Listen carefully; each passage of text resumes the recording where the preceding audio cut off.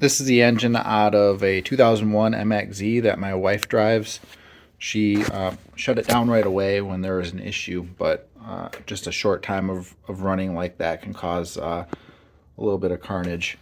So this video is going to be about it's not really going to be about assembly or disassembly. This is going to be about what went wrong, a little bit about why it went wrong. I don't like to use the excuse that just because it has a bunch of hours on it that it fell apart.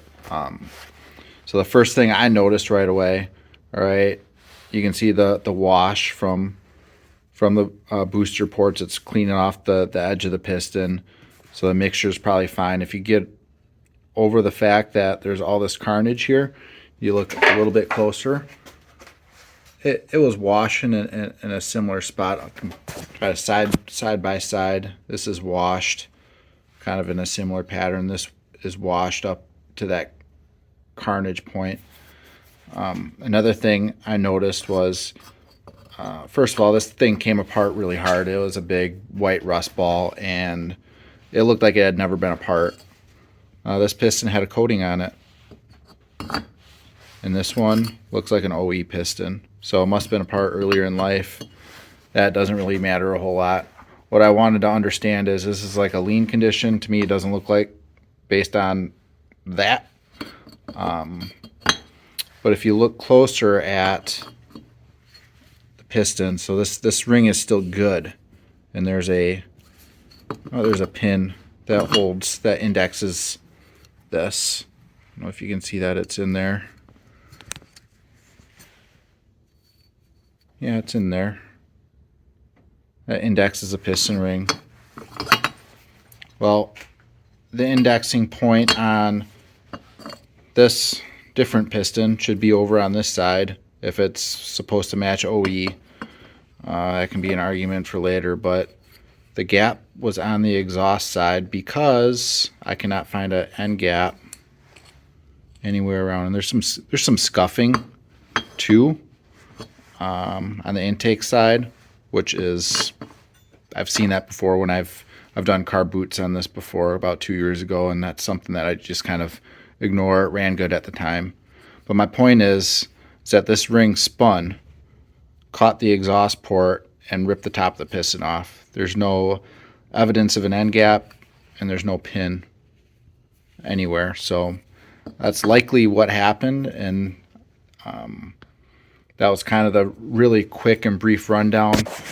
But when I split this case, there was oil all the way in the cavity. It spilled oil out all over the place when I pulled it apart. The crank, unknown hours. It's a mystery engine, so I'm going to get the crank rebuilt, and I'm going to probably go 20 over on this one because there is a groove. That's not the groove. The groove is, let's see if I can find it quick. There's a divot, about a 8/1000 divot. I'll zoom in on it for you, right there. So that right there is about 8/1000 deep, which tells me this will probably clean up at 20, and I'll be able to put it together and get some more service life out of this. Here's a closer picture of the top of this. All those spots on the top, those are fragments of ring, and it beats the heck out of the combustion chamber side too, on the top of the piston. But when you take an engine apart that's been hammered like this, most of the carnage is spit out. There's what made likely the big groove in the cylinder. So kind of a lot of people just throw something like this away, but we're going to rebuild it. And this piston, you can see here, made in Austria, which is expected. And this one, look at that, it's got a different type of coating on the backside. It's also made in Austria, so it's probably a different variant, maybe a later model piston, but there's no debating whether that has a coating on it or not. It's definitely there. So here's what the head looks like. And so much corrosion on it. The exhaust bolts wouldn't even come out of the Y pipe, but this is what driving to the next stop sign looks like when you realize it's down on power. You shut it off right away, but it's too late.